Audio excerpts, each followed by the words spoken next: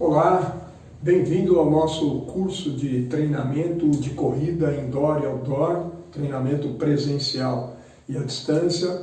Eu sou o professor Dr. Cássio Mascarenhas Robert Pires e ao longo então desse curso nós vamos trabalhar aspectos conceituais, inicialmente do treinamento, das capacidades de resistência muscular em si, para a partir daí, uma vez conhecidas as resistências musculares, quais são elas, de onde vêm, quais são os fatores determinantes, aí a partir desse momento nós vamos então discriminar as formas de resistência de longa duração, pensando aí, portanto, as provas de longa duração, e a partir disso, então, gente, no curso nós vamos conhecer os métodos de treinamento para aprimoramento dessas capacidades de resistência de longa duração, e vamos poder discriminar como é que cada uma dessas formas de expressão de resistência de longa duração se expressa nas mais variadas provas aí, de 5.000, 10.000, 15.000, meia maratona, prova de 21. Então nós vamos trabalhar dentro desse espectro, de provas, desde 5 até 21.000.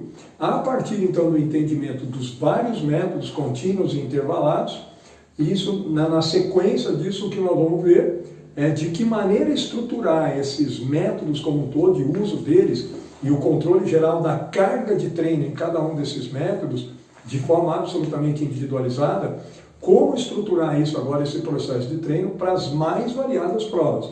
Então, o que nós vamos pensar aqui não é treinamento de corrida num todo.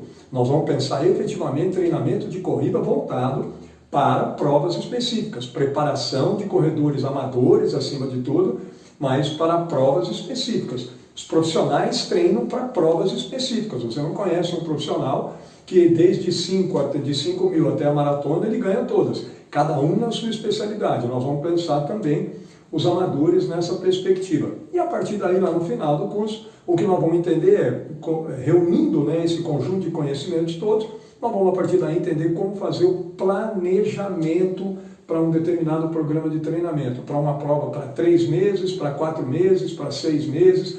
Você vai receber alunos aí com vários tempos para uma determinada prova, com vários períodos de tempo para a prova.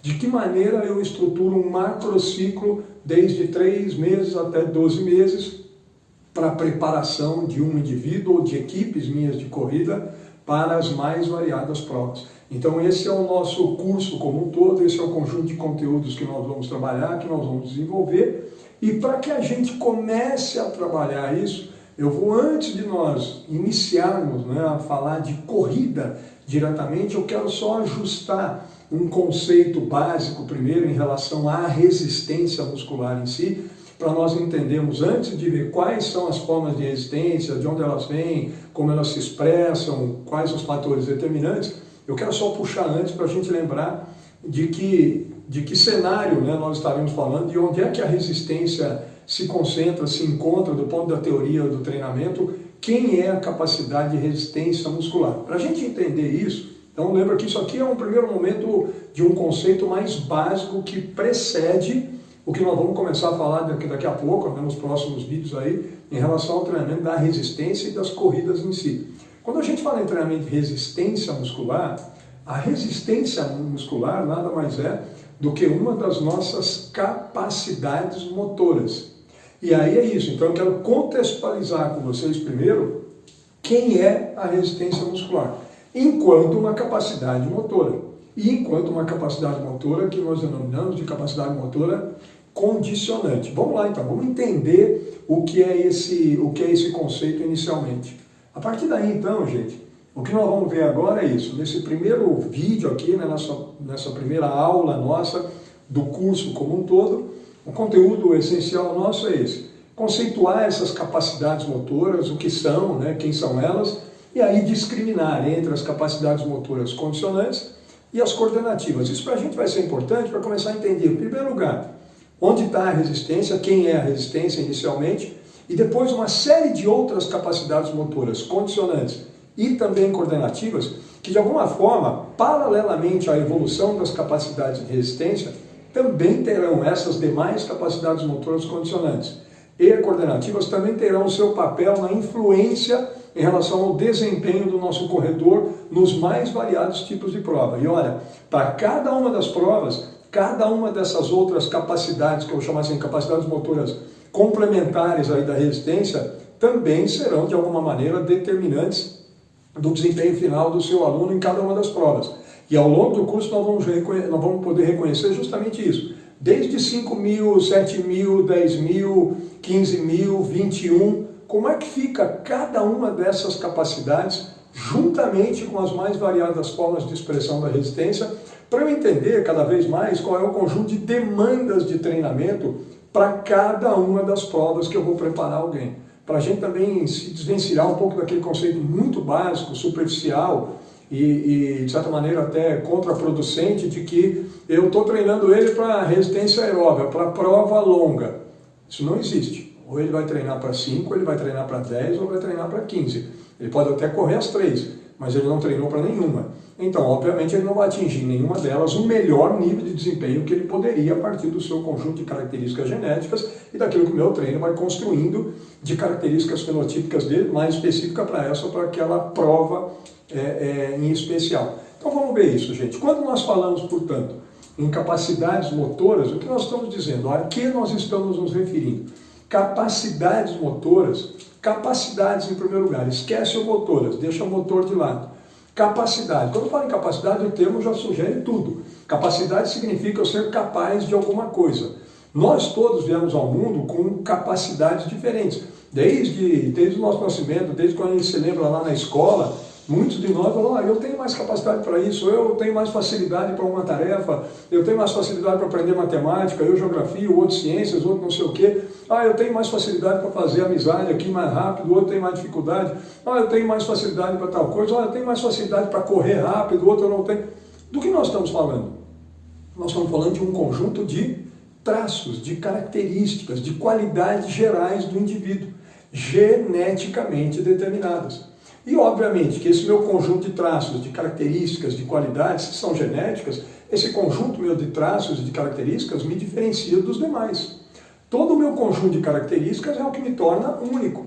E cada um de nós vem, portanto, ao mundo com um espectro de capacidades. Só vou abrir um parênteses, nos 3 domínios nossos de comportamento. Capacidades cognitivas, capacidades afetivas e capacidades motoras. Quem são exatamente as motoras? Aquele conjunto de traços, de características, de qualidades gerais, inatas, que interferem ou que influenciam diretamente com o nosso desempenho no domínio motor, que é o que está aí no slide de vocês. Pronto. Quando as minhas características, os meus traços, geneticamente determinados, influenciam diretamente com aquilo que eu consigo, olha lá, com aquilo que eu sou capaz de realizar de tarefas no domínio motor, ou seja, com o que eu sou capaz de realizar de tarefas motoras, eu estou falando das minhas capacidades motoras. Didaticamente, na teoria do treinamento, nós dividimos essas capacidades motoras, então, esse conjunto de traços, de características, em 2 categorias, em 2 frentes. Uma primeira delas, que vocês estão vendo aí, são as capacidades motoras condicionantes. Quem são as capacidades motoras condicionantes? Olha só que interessante, gente. Capacidades motoras condicionantes, o termo condicionantes vem do quê? O termo condicionantes vem de condição. Condicionante é o que me dá condição. Se eu estou falando em capacidades motoras, nós já vimos, as capacidades motoras são os traços que influenciam com o meu desempenho no domínio motor, portanto com a minha capacidade, com o meu desempenho na realização de tarefas motoras. Então essas capacidades motoras condicionantes são as que me dão condição de realizar tarefas motoras, ou seja, tarefas físicas. Quem são elas? Todas as capacidades motoras, atenção nesse conceito, todas as capacidades motoras cujo nível de expressão, capacidades motoras cujo nível de expressão, olha só a definição disso, é determinado, nível de expressão é determinado por eventos mecânicos e metabólicos Olha que bacana. Capacidades cujo nível de expressão é determinado por eventos mecânicos e metabólicos no sistema músculo-esquelético. Todas as nossas características que de alguma forma influenciam com os nossos movimentos, com as nossas tarefas no âmbito físico, e que o nível delas de expressão é determinado por aquilo que acontece no sistema músculo-esquelético em termos de evento mecânico e metabólico, tudo isso é capacidade condicionante. Professor, o que é evento mecânico e metabólico? A contração muscular, a interação das pontes cruzadas da miosina com filamento de actina, o tracionamento, a geração de energia ATP para que ocorra esse tracionamento, para que ocorra a contração, tudo isso é evento mecânico e metabólico. Os músculos, quando atuam, estão gerando tensão pelo tracionamento das actinas e miosinas, e aí aplicam, descarregam essa tensão no tendão e movimentam uma articulação qualquer, tive um evento mecânico e metabólico dentro do sistema músculo-esquelético. Entendam por nível de expressão isso aqui, ó. Imagine um contínuo de 0 a 100. Dentro desse contínuo eu tenho algumas capacidades em que eu tenho aqui o nível de expressão delas. Outras eu tenho o nível de expressão delas por aqui, e outras, umas raríssimas, nós temos um nível de expressão mais para o extremo direito do contínuo. Ou seja, essas aqui são que eu tenho um maior nível de expressão delas. Então entendam por isso onde elas ficam dentro de um contínuo de 0. Eu não tenho nada disso praticamente, e 100, que isso é o que eu tenho o maior nível de exacerbação de cada uma delas. Pronto, gente. Evento mecânico e metabólico. Se eu tenho predomínio de fibra do tipo 1, o meu músculo está mais preparado, o meu sistema muscular, né, esse músculo, está mais preparado para que tipo de tarefa física? E se eu vier ao mundo com predomínio de fibra 2B, a fibra rápida, eu estou mais preparado, eu sou mais capaz, eu tenho mais condição de resolver que conjunto de tarefas físicas? Olha, estou falando de características. Por quê? O tipo de fibra vai determinar características na velocidade de contração, na fadiga, na geração de energia mais aeróbia, anaeróbia. Eu vim ao mundo com mais elastina nos músculos, isso é uma característica genética. Quem veio com mais elastina, o músculo é mais alongado, então me permite maior movimento e maior amplitude de movimento na articulação. Eu vim com uma quantidade maior de fibra num determinado grupo muscular. Se eu vim com muito mais fibra, eu vou produzir mais força, vou ganhar também mais massa muscular. Pronto. A partir daí, então, com essa definição, e aí é o que vocês têm aí no slide de vocês, as capacidades motoras condicionantes, quem são? Capacidade de resistência muscular, capacidade de força muscular, capacidade de velocidade muscular. Portanto, essas três primeiras são capacidades do músculo, dos músculos. O músculo tem resistência, o músculo tem força, o músculo tem velocidade.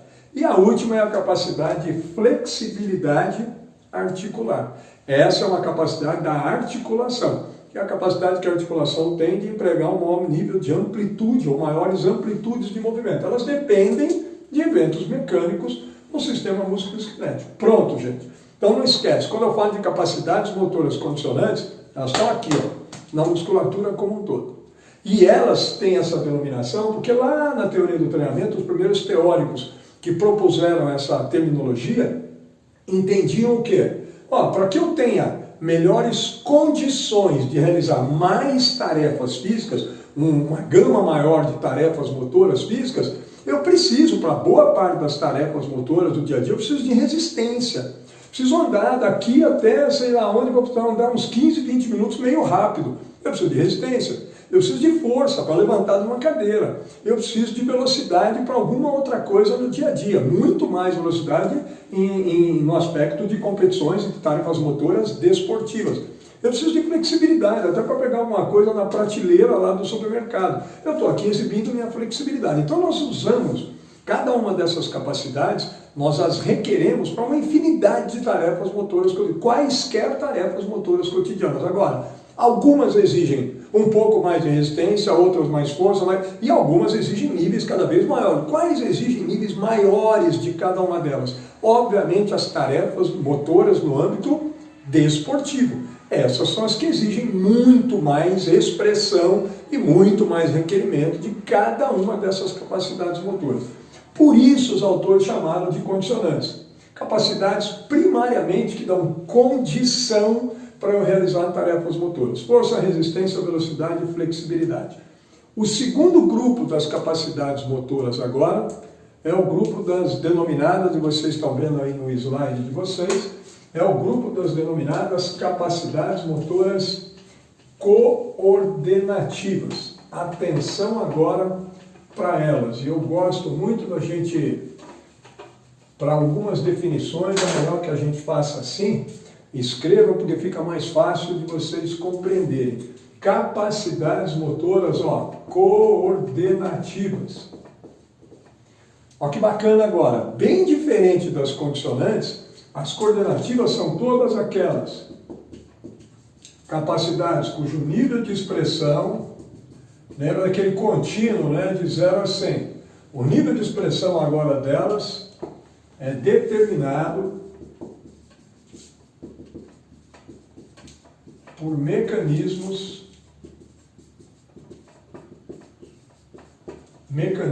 de controle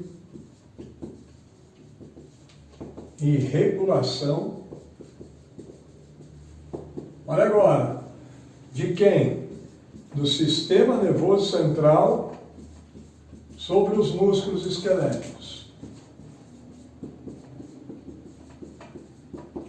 Mudou tudo agora, gente. Agora eu já não estou mais falando de capacidades, de traços, de características do meu sistema músculo-esquelético. Agora nós subimos. Agora tem um monte de tarefa física que para nós realizarmos, nós dependemos do quanto cada uma das áreas do sistema nervoso central que controla os nossos movimentos, como cada uma delas controla e regula a contração de toda a musculatura que participa desse movimento. Agora eu estou falando de características do ponto de vista central, características de conexões sinápticas, características de desenvolvimento de cada uma das áreas do sistema nervoso central que controla os nossos movimentos. Portanto, capacidades motoras coordenativas, onde elas estão? Elas estão aqui, no sistema nervoso central, e as condicionantes estão nos músculos. Pronto, daqui nascem todas as nossas coordenações, ou seja, todas as nossas capacidades motoras coordenativas. Está aí, nível de expressão dela é determinado por mecanismos de controle e regulação do sistema nervoso central sobre a massa muscular como um todo. O que o sistema nervoso central é capaz de fazer do ponto de vista de controle adequado, ordenado dos vários grupos musculares. Quem é agonista, quem é antagonista, quem é sinergista, quem é estabilizador. Quanto melhor for o nível de controle, de regulação da atividade contrátil de cada um desses músculos, quando um determinado padrão de movimento simples, um arremesso ou a corrida, cada um deles estiver acontecendo, quanto melhor essas áreas todas conversarem entre si, por meio de interações sinápticas mais complexas e mais avançadas, e quanto melhor elas conversarem com os músculos que estão atuando, com essas 4 ações, e quanto melhor os músculos conversarem com ela pelas propriocepções, tanto melhor vai ser o controle e a regulação. Consegue enxergar, por exemplo, a importância disso para o ato de correr, para aquilo que nós estamos falando aqui? É daqui que vem parte de uma questão fundamental e que, para quem já está um pouco mais familiarizado com treinamento de corrida, vai entender esse termo. É daqui que nasce um fator determinante também do desempenho em provas de longa duração, e não só, mas em provas de longa duração, que é a tal da economia de corrida. O indivíduo gastar, e nós vamos falar dela depois, nos próximos vídeos, mas o indivíduo gastar menos energia para correr numa determinada velocidade. Quem gasta menos energia é porque tem maior nível de eficiência mecânica. Quem tem mais eficiência mecânica é porque tem um ato de correr com muito menor nível de controle e regulação, portanto tem muito mais coordenação. Portanto, a coordenação é determinante primário do que as capacidades coordenativas do nível técnico nosso, gente, de execução de cada movimento, de cada habilidade motora. No nosso caso aqui, a habilidade motora de correr.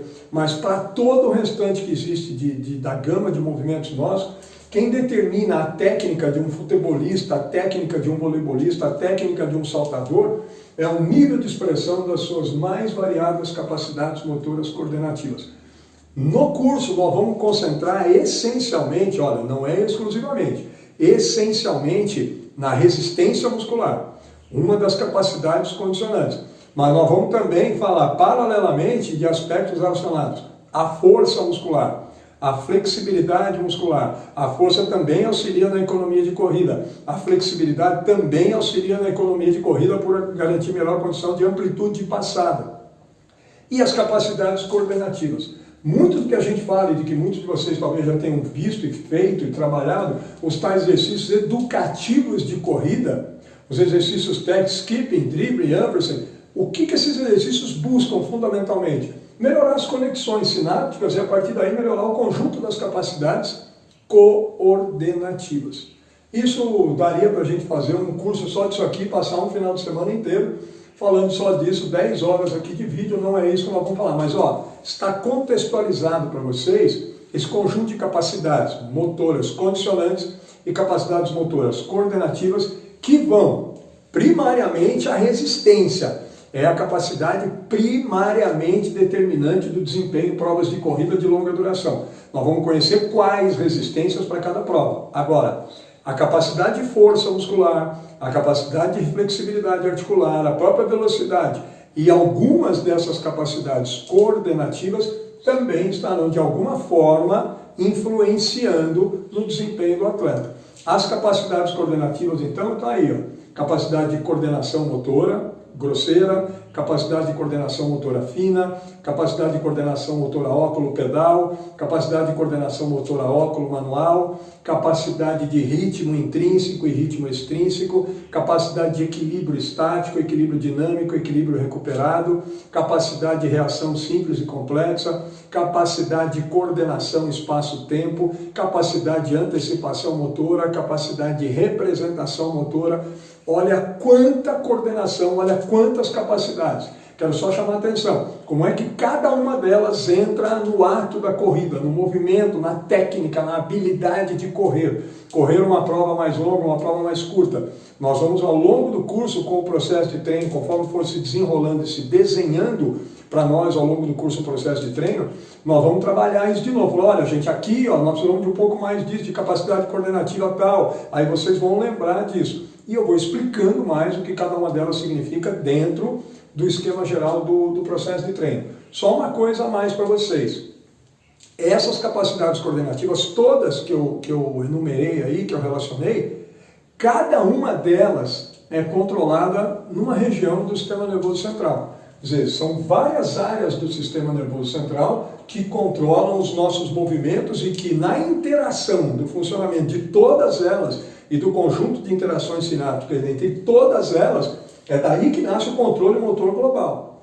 Mas algumas dessas coordenações, cada uma delas tem pontos específicos. Então, por exemplo, quais são as áreas? Medula espinhal, com os movimentos reflexos, tronco cerebral, substância negra mesencefálica, gânglios da base, córtex cerebral, que aí tem o córtex pré-motor, córtex motor primário e depois o cerebelo. 7 áreas que controlam o movimento e cada uma delas controla algumas das coordenações. Melhorar a técnica de corrida de um corredor de longa duração significa aprimorar algumas das interações sinápticas entre algumas dessas áreas para melhorar as coordenações diretamente envolvidas com a corrida. Coordenação motora grosseira, coordenação motora de múltiplos membros, capacidade de ritmo intrínseco. Essas são as principais capacidades motoras coordenativas. Depois, mais paralelamente, o equilíbrio dinâmico, óbvio, porque está numa ação de corrida, e em algumas condições a coordenação motora espaço-tempo e a capacidade de percepção, né, tática dele para tomada de decisão em relação ao que é o melhor momento para alguma ação dele mais agressiva de buscar um atleta ou não, e isso nós vamos discutir lá na frente no nosso curso. Tudo bem? Então olha quanta coisa tem que de alguma forma interfere, né, com o desempenho de um corredor de longa duração. Portanto, gente, nesse primeiro vídeo, nessa primeira aula nossa, do nosso curso enorme, expandido aí, que nós vamos ter sobre treinamento de corrida, o que nós vimos foi isso, o conceito das capacidades motoras, quem elas são, o que são, de onde vêm, e as duas categorias de capacidades motoras, condicionantes e capacidades motoras coordenativas. O melhor nível de aprimoramento daquelas que mais interferem decisivamente com cada prova. E aí isso nós vamos reconhecer. A prova de 5.000, qual é a resistência e quanto tem a força? A prova de 10.000, a prova de 15, de 20. Essas capacidades motoras condicionantes e coordenativas, principalmente as condicionantes, elas estabelecem relações de importância diferentes desde os 5 mil para os 21 mil. E isso é o que a gente vai também discutir ao longo do curso como um todo aí. Muito obrigado.